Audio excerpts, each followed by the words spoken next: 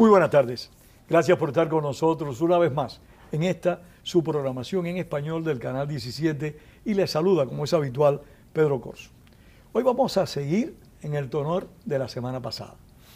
Ustedes recordarán que recientemente se celebró en Miami la Feria del Libro de Miami, una feria cultural importante, trascendente, que ha ido cobrando, según han pasado los años, mayor relevancia. Pues en esta ocasión vinieron a la Feria del Libro numerosas personas como siempre, pero vinieron varias, comprometidas con un proyecto del Premio Nobel de Literatura Mario Vargas Llosa, un proyecto importantísimo que se llama la Cátedra Vargas Llosa. La semana pasada conversamos con Ramiro Villadepierna y hoy vamos a conversar con otros dos representantes de la Cátedra Vargas Llosa que todavía se encuentran en Miami. Y vamos a hablar de la cátedra, pero también vamos a hablar de sus respectivos países. Vamos a hablar con Raúl Tola, de Perú, y vamos a hablar con Darío Lopérfido. ¿Lo pronuncié bien? Sí, muy bien. Muchas Perfecto. gracias. Darío Lopérfido, sobre Argentina. Son dos ciudadanos de sus respectivos países, bien comprometidos con lo que acontece en los mismos. Lopérfido fue ministro de la Cultura en Argentina y nuestro amigo Raúl condujo durante 20 años el programa de opiniones más importantes del Perú. Así que bienvenidos a los dos. Muchas gracias, Pedro. Un gusto. Vamos a empezar con el colega periodista. Raúl, ¿qué significa para ti la Cátedra Vargas Llosa?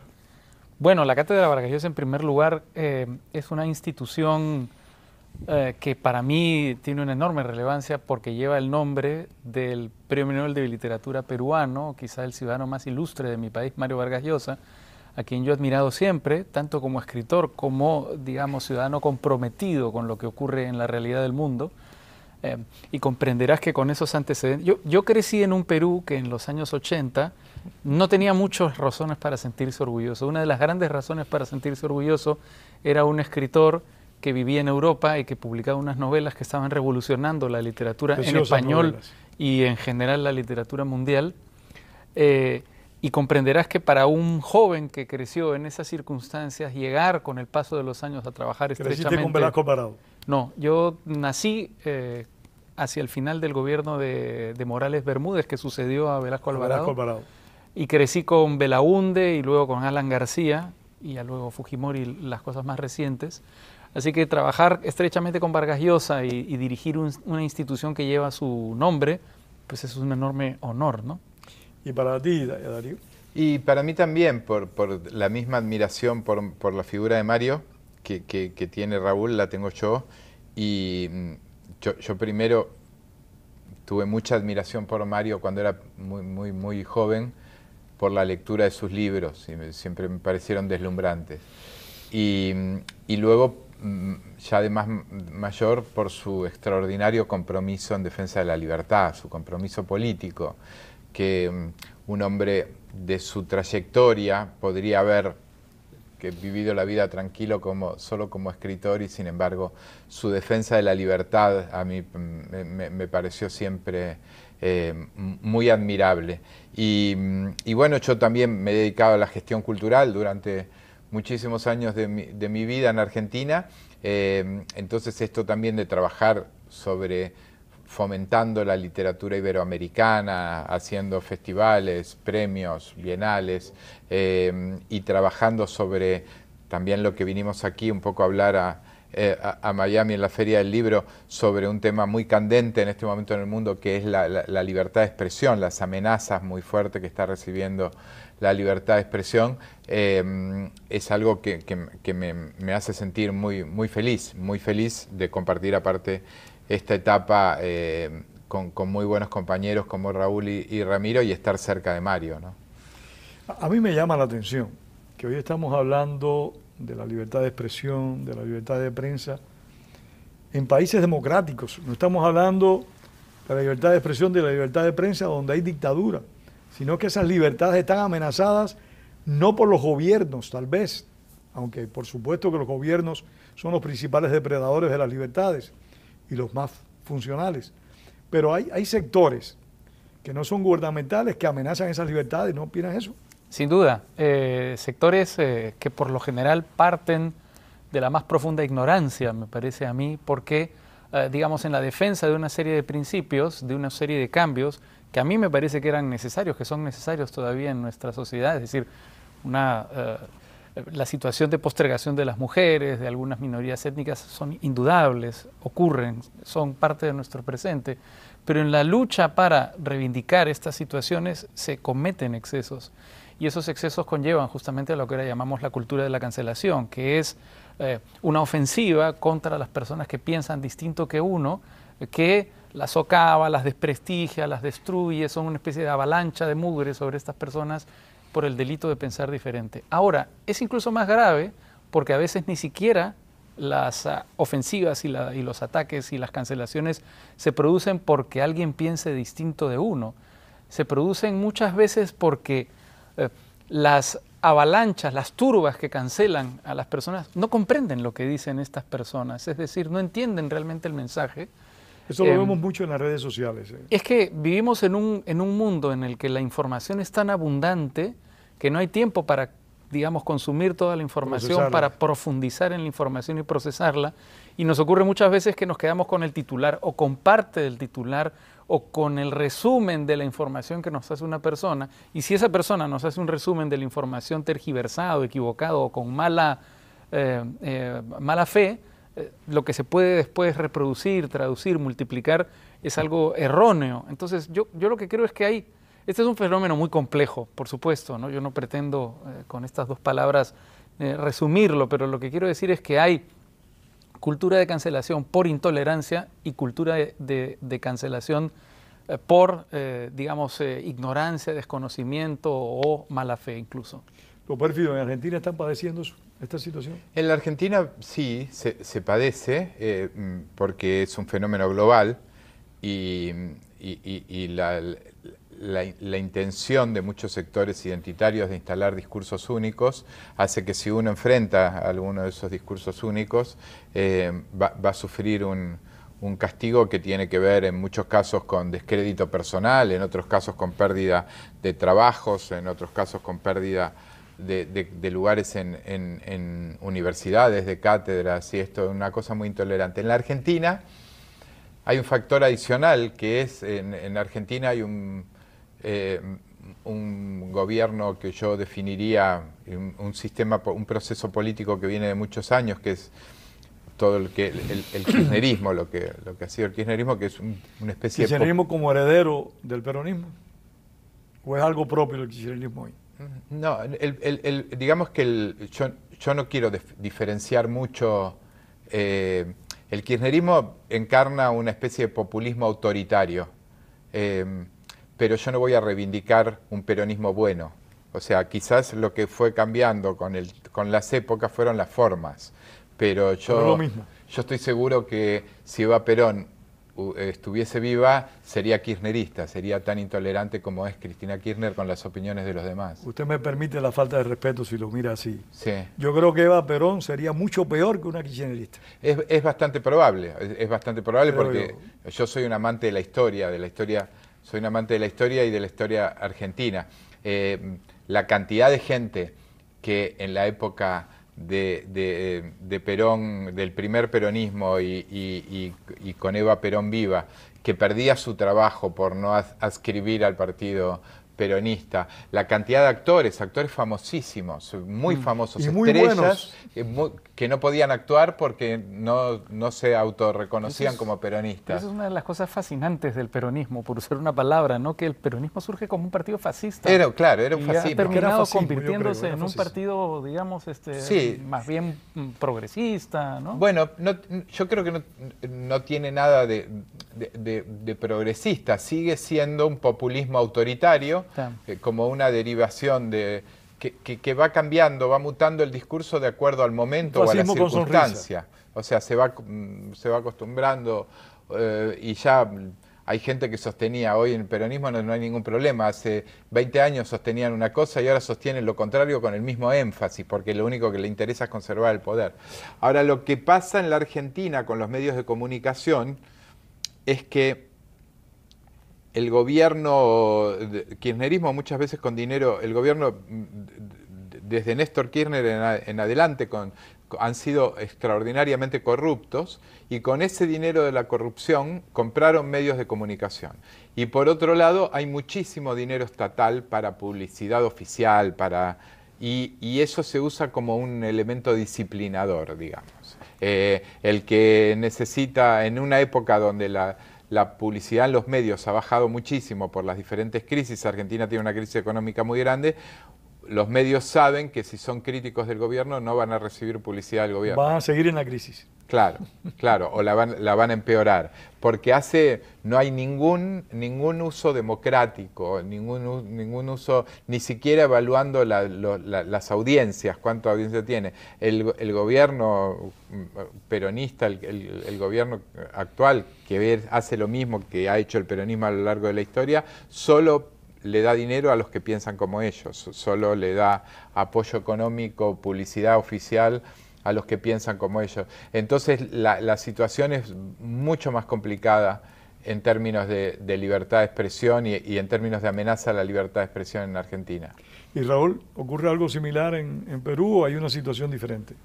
A ver, son fenómenos distintos en cierto sentido. Yo creo que más o menos el mismo contenido, el mismo final. Yo creo que justamente parte del problema es que el gobierno peruano carece de contenido. Es un gobierno muy primario, es un gobierno que ni siquiera ha llegado a la sofisticación del kirchnerismo. Pero no dudo que eso es todavía peor. Pero no dudo que sus intenciones son autoritarias también. Y yo creo que parte del problema, digamos, con la situación que está viviendo nuestro país, es verdad que arrastramos una crisis política en los últimos 5 o 6 años, pero lo que ha conseguido este gobierno es profundizarla a unos niveles insospechados, ¿no? Ahora se está viviendo un momento de confrontación política en mi país entre el Ejecutivo y el Legislativo que es insostenible. Es una guerra declarada de dos poderes y el resultado de esta guerra es que los dos están perdiendo. Pero este conflicto entre el Ejecutivo y el Legislativo viene ya desde hace varios años. No es solo con Castillo. Bueno, la naturaleza, lo que pasa es que, a ver... Digo, estoy yo equivocado porque tú eres el peruano, yo soy un periodista pésimamente informado. Y el origen de la crisis en mi país está en ese, justamente, en el conflicto en el Congreso y el Legislativo, en parte por un problema de normativa electoral que no permite que los gobiernos necesariamente lleguen con mayoría al Parlamento.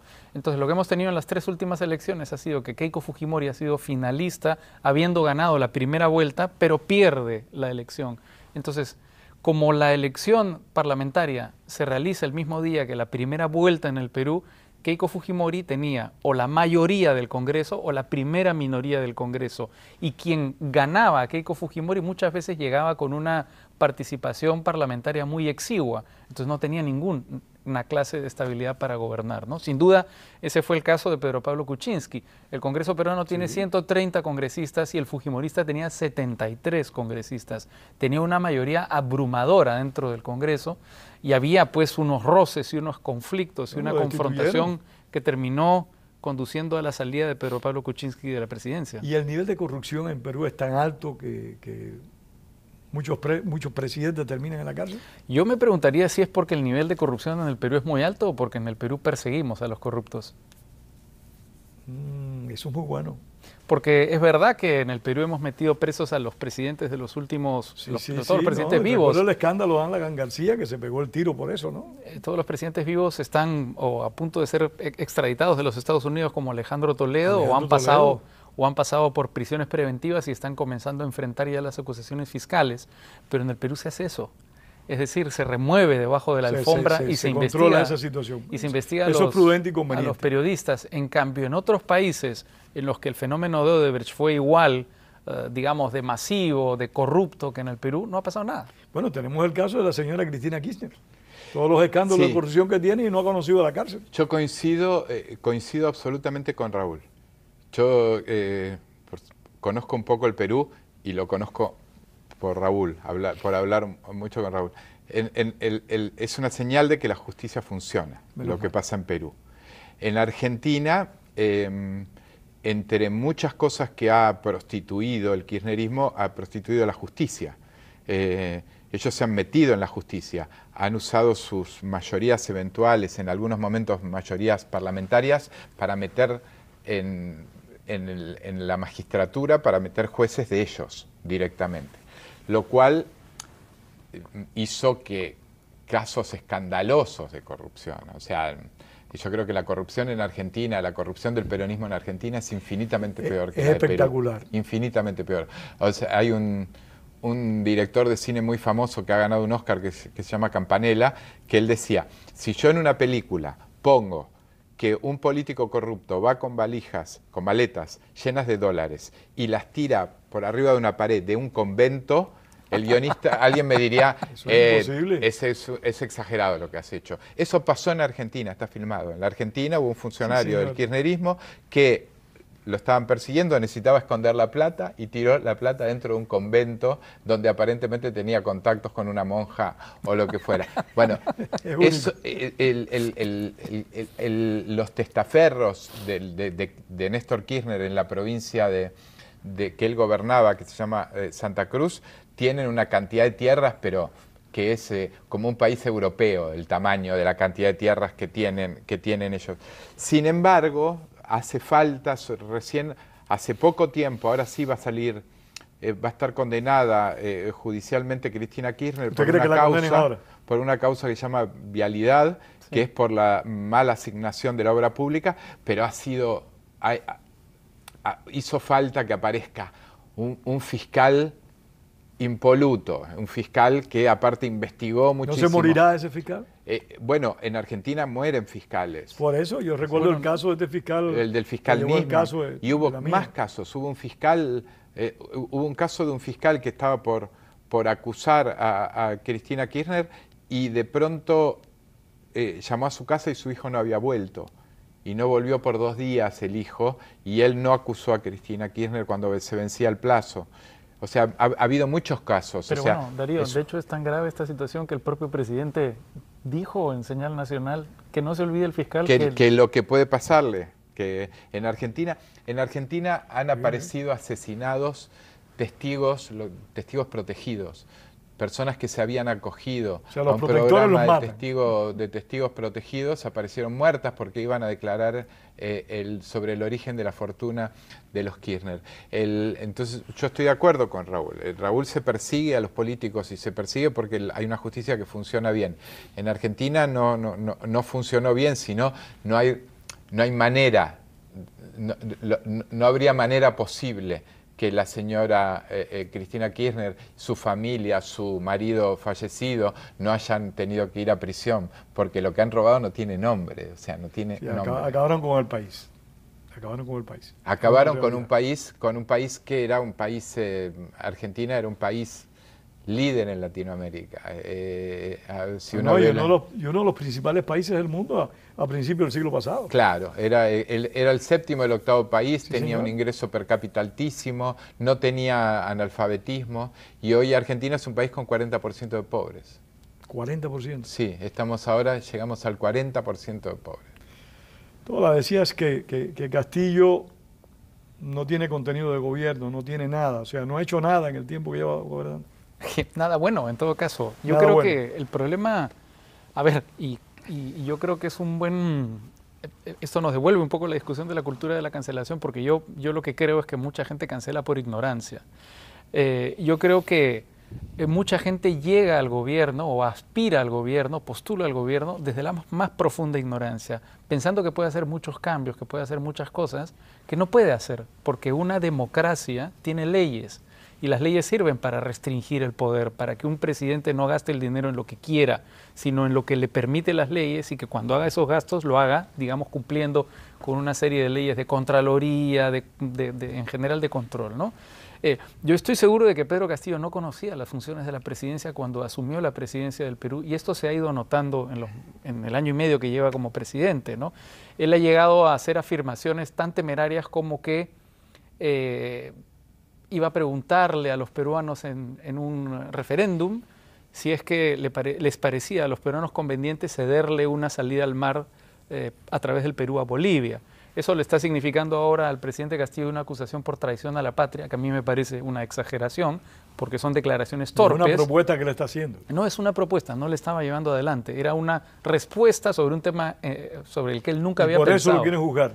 Lo están juzgando en el Estamos Congreso. volviendo al crimen tal de George Orwell.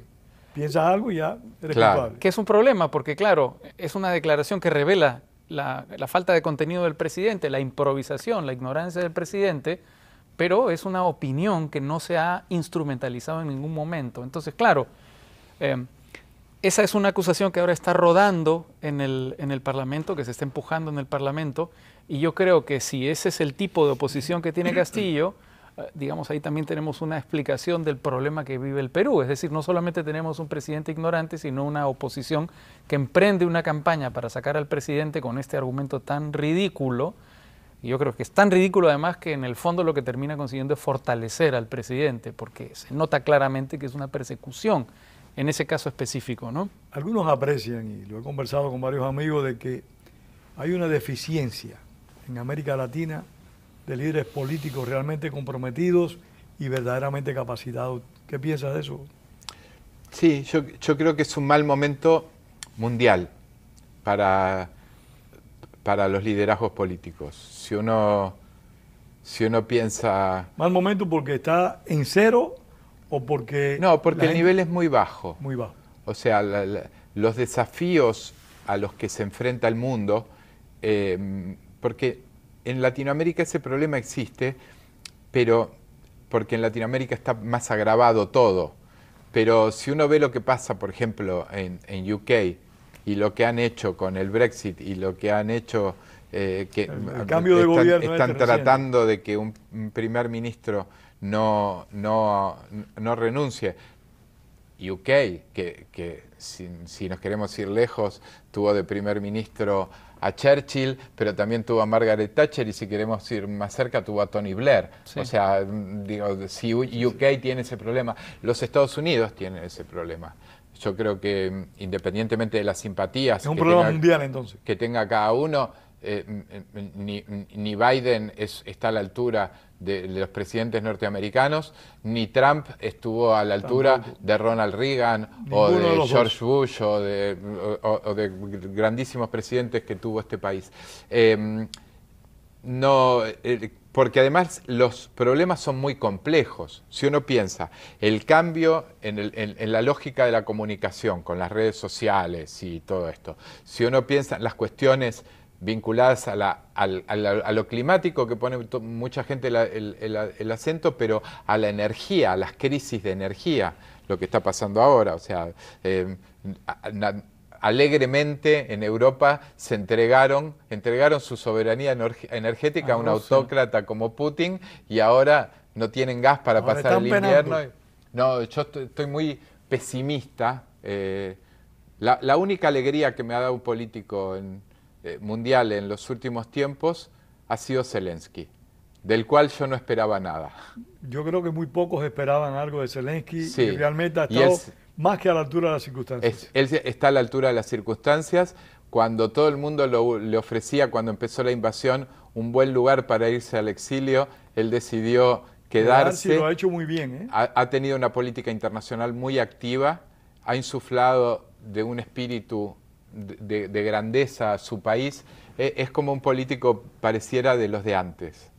Yo recuerdo este año organizamos la primera edición de un festival en Málaga, el Festival Escribidores, y el invitado para la charla principal, la charla de inauguración con Mario Vargas Llosa, fue un escritor rumano muy importante que probablemente gane el premio Nobel, que se llama Mircea Cărtărescu.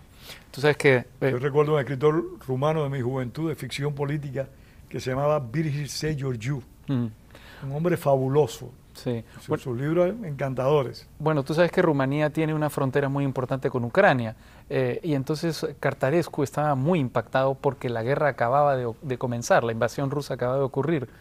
Y Cărtărescu, en medio de la conversación con Vargas Llosa, dijo una cosa muy emocionante, muy conmovedora. Dijo, hay que ser consciente de que los ucranianos están poniéndose delante de los tanques rusos, están arriesgando su vida para frenar esa invasión, para proteger a una flor, para proteger a un niño que no está en sus fronteras. Eso fue muy conmovedor, porque yo creo que esto que hemos visto en este año que lleva la guerra es una gesta absolutamente extraordinaria, y como dice como Darío, de los tiempos pasados. Liderada es por un heroísmo Zelensky. que está en falta. Sí, sí. ¿Verdad? Sí, el heroísmo que increíble. está en falta. Estoy de acuerdo con usted en eso. Nos quedan 4 minutos de la media hora. Y hay una pregunta que me parece que es obligada, porque a final de cuentas el culpable de que un político haga mal su trabajo es quien lo eligió, el electorado. Y muchos apreciamos, y tanto para Argentina como para Perú, muchos apreciamos que el electorado se está equivocando con mucha frecuencia, que está eligiendo en Perú, por ejemplo, hombres incapaces como Castillo, y en Argentina está repitiendo una mandataria corrupta como la señora. Pero yo creo que eso sería un poco injusto con los electores peruanos. Yo creo que es Adelante. un problema de oferta electoral en general. Es decir, si solamente tienes malas alternativas, no puedes elegir bien. Y creo que eso es un poco lo que pasó en la última elección en el Perú. Me desajustas con tus respuestas, porque son muy oportunas y muy sabias, de verdad. Muy oportunas. Termina, por favor, que nos quedan 3 Eso minutos. básicamente, no sé. Sí, yo creo las dos cosas. Creo que la oferta de políticos es muy mala. Pero muchas veces yo digo, en Argentina me preguntan y digo hay que votar a tal porque es el menos malo. Pero en Argentina lo que ha pasado, desafortunadamente, es que el gobierno de Mauricio Macri, que es un gobierno que venía a tratar de terminar con el populismo, y un gobierno que hizo las cosas en algunos aspectos muy bien, mejoró la calidad institucional, pero fracasó en la cuestión económica. Y en Argentina sí se vio claramente que la gente votó en contra del gobierno de Macri por la cuestión económica. Lo cual fue gravísimo porque después se fue Macri y la cuestión económica empeoró. Empeoró todavía pero más. En ese momento fue un castigo por la economía. Yo estoy de acuerdo con usted sobre esa situación. Yo creo que hay una gran responsabilidad de parte del electorado, que se va detrás de quien ofrece más. Claro. Cuando es muy difícil de cumplir muchas veces. Es imposible la mayor parte de las veces. Y usted ha sido gobierno, lo sabe mejor que cualquiera de nosotros. Muy agradecido a los dos. Muchas Y gracias. le reitero lo que le dije a Ramiro en el programa de la semana pasada. Estas puertas de opiniones están abiertas a ustedes cada vez que visiten esta ciudad. Muchas gracias. Realmente Pedro. muy agradecido. Placer estar Será aquí. un gusto. Gracias. Y a ustedes, nuestros televidentes, las gracias también por compartir su tiempo. Tengamos siempre presente lo que le expresó el maestro José Martí. La palabra es para decir la verdad y no para encubrirla. Tengan todos muy buenas tardes y hasta el próximo domingo.